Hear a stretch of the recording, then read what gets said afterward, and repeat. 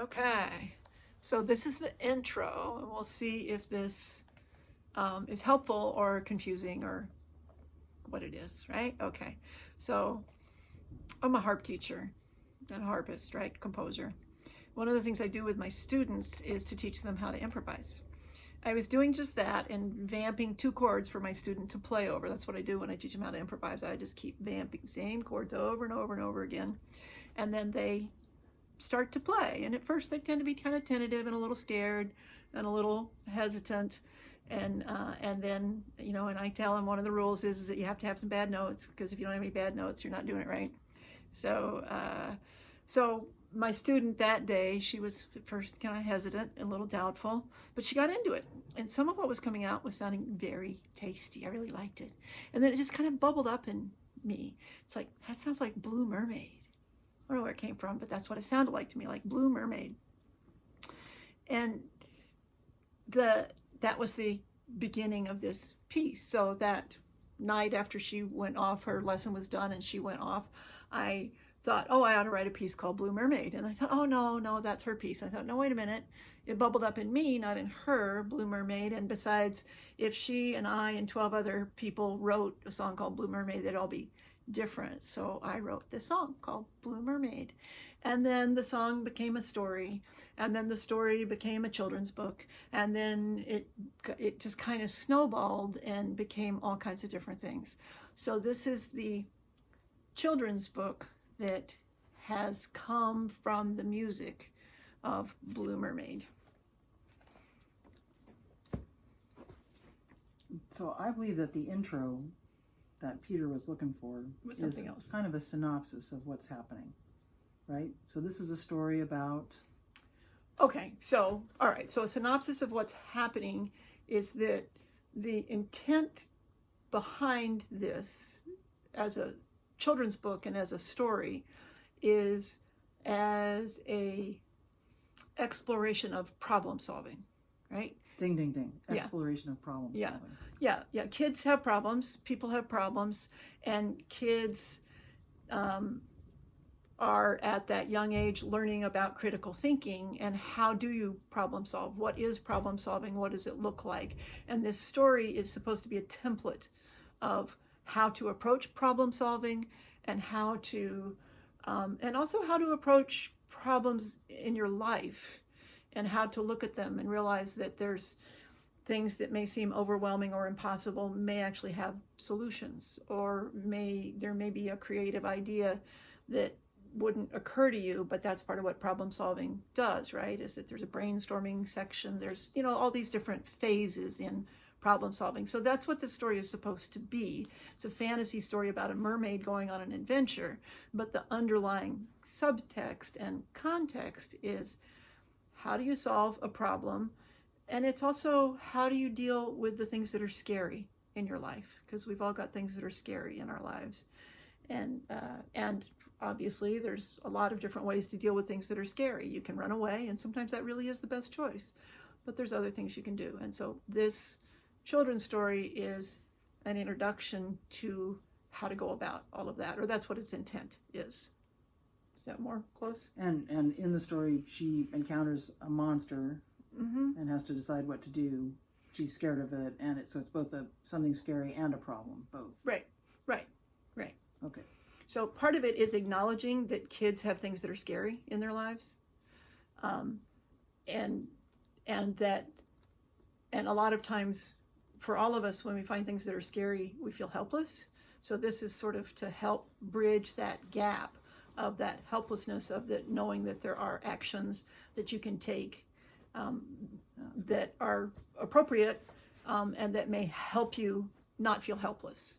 And so that's what it's about. Okay. We got it? Okay. Got it. So now we're starting to read the story. Lisa's the narrator. I'm the teacher. It was afternoon in Miss Sims' class at Johnson Elementary. Miss Sims was reading a story with the children. This story was a bit different because it was designed to be interactive.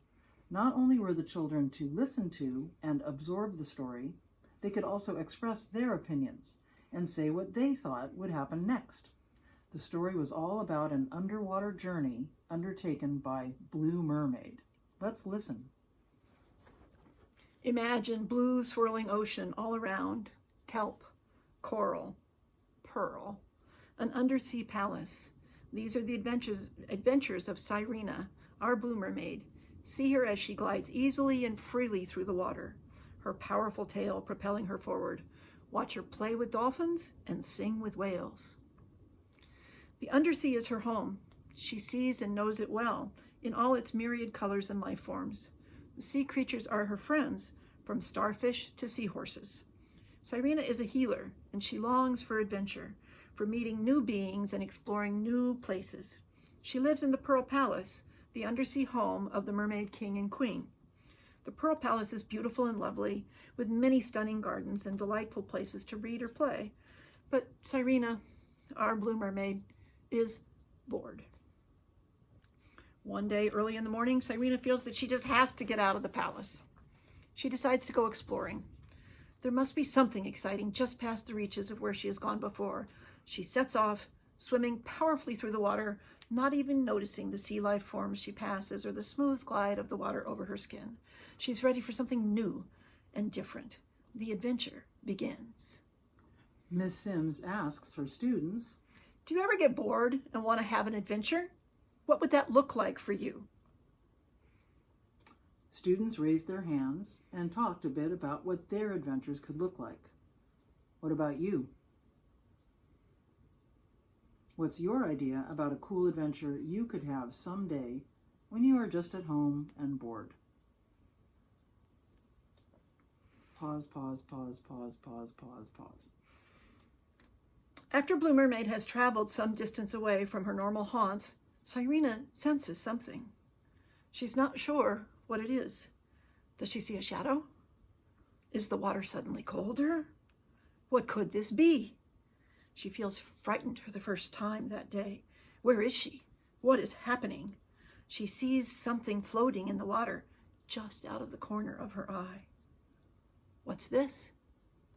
A sea monster? An electric eel? An enormous octopus? Poseidon? A sinuous sea dragon? A giant jellyfish? A guardian of a mysterious undersea world? What will our blue mermaid do?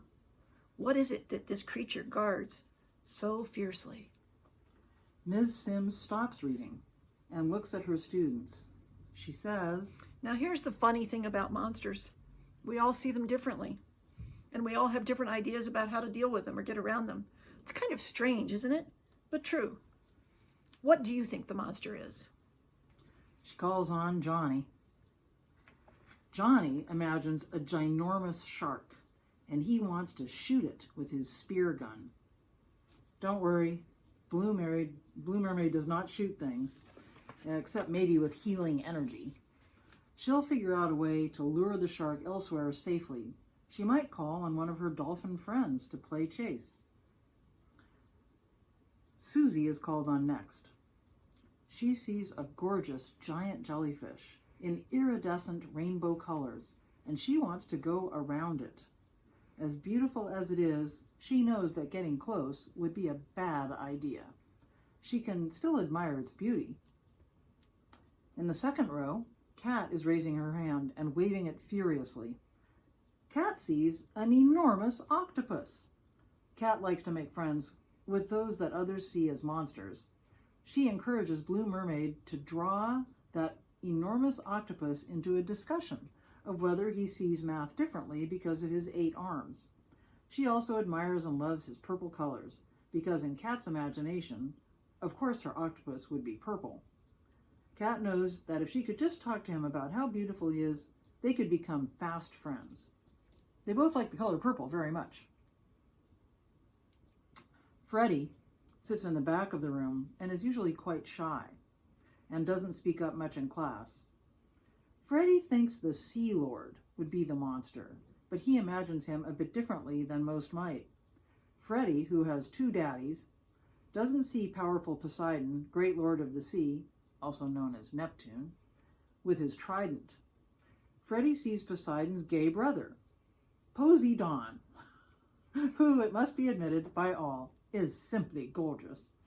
Between the flowers in his hair, the gold chains and lace adorning his neck, his surfer shorts, and his loud Hawaiian shirt, Posy Dawn coming out of the water like Venus on the half-shell is a sight to behold. Blue Mermaid decides that a discussion of makeup, especially mascara that doesn't run in seawater, will turn this fierce guardian friendly fast. Henrietta, who loves to read and imagine fantastic realms, sees a sinuous sea dragon. Everyone knows that dragons love riddles, so Henrietta suggests to Blue Mermaid that she try the oldest riddle of them all, the riddle of the Sphinx. What walks on 4 legs in the morning, 2 legs in the day, and 3 in the evening? Now we suspect the sea dragon, who has been around for a long, long, long time, probably knows the answer to this riddle. But she pretends to be stumped, or at least play along and be surprised when Blue Mermaid gives her the answer. Humans. Now it's your turn. What do you think the monster is? Pause, pause, pause, pause. Lovely harp music playing. How will you and Blue Mermaid get past it? Pause, pause, pause, pause, pause. Lovely harp playing. Aren't you so amazingly clever and smart? Wow, great monster. Fabulous solution. Look at this extraordinary place that the monster was guarding.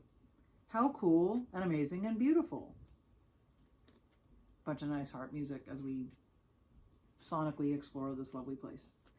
Henrietta, remember she loves to read, has been going through an Egyptian phase. She sees pyramids and statues and the pantheon from ancient Egypt, with a mummy thrown in for that frisson of fear. Every student is seeing some different extraordinary place. So that was Henrietta. Now Freddie sees a vista where it's safe and fine for everyone to be as different as they want to be, with all-night karaoke and dancing and bullies that go poof if they are mean to him or his daddies. Kat, who is into crystals, sees an extraordinary vision with all of her favorite stones that she has fun exploring with her new friend, the octopus.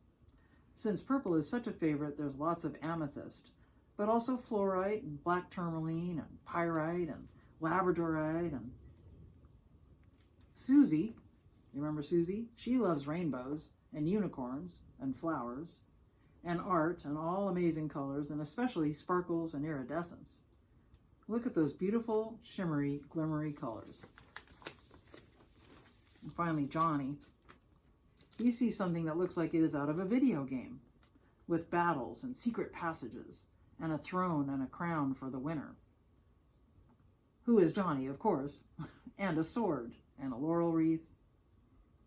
What amazing undersea realm do you see? What does it look like? What do you find when you explore it? Harp music, lovely harp music. Kid can talk about what they see. Ms. Sims returns to the book and begins to read again. Cyrena enjoyed exploring everywhere, experiencing a bit of each vision. But now she's getting tired and a bit hungry. It's time to head back to the Pearl Palace and get a snack. Swimming through the water on her way home, Blue Mermaid gets to say goodbye to each of her new friends. Maybe she'll see them again sometime, or be able to come back and explore and bring some of her friends with her. Maybe the dolphin, or the seahorse, or the sea turtle. Some of those places might be kind of tight for her friend the whale. Almost back home, the Pearl Palace is in sight. Blue Mermaid is ready for that snack. Things don't look quite so boring at home anymore. Curling up with a good book sounds just about perfect. The adventure continues.